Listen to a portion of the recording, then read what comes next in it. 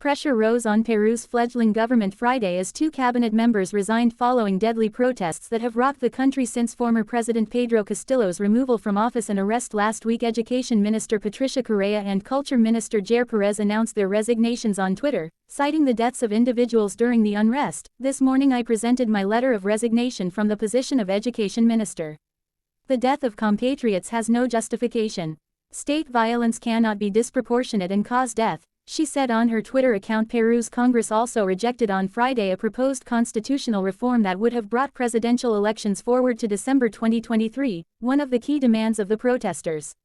Peru has been through years of political turmoil, with multiple leaders accused of corruption, frequent impeachment attempts, and presidential terms cut short.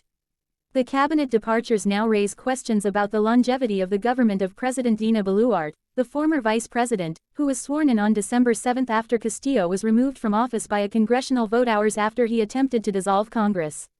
Castillo's ouster led to angry protests, with demonstrators calling for early elections, the closure of Congress, a constituent assembly, and the resignation of Boluarte. Protests continued Friday, with key roads blockaded and 5 airports forced to close. At least 16 people have been killed in the protests so far, authorities have said. The death toll could be as high as 20, Eliana Revelar, head of Peru's ombudsman's office, said in an interview with local radio RPP.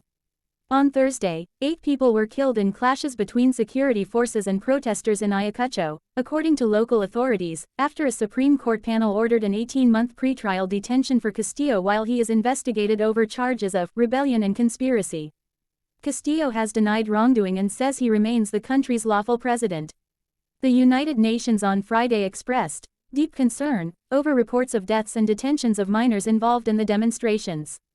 A criminal complaint has been filed with prosecutors specializing in human rights in the Ayacucho province of Huamanga in order to determine responsibility for the serious violations there, the ombudsman's office said in a statement, without giving further details. Boluarte's government announced a state of emergency on Wednesday, granting police special powers and limiting freedoms including the right to assembly, but it appears to have had little effect in stemming the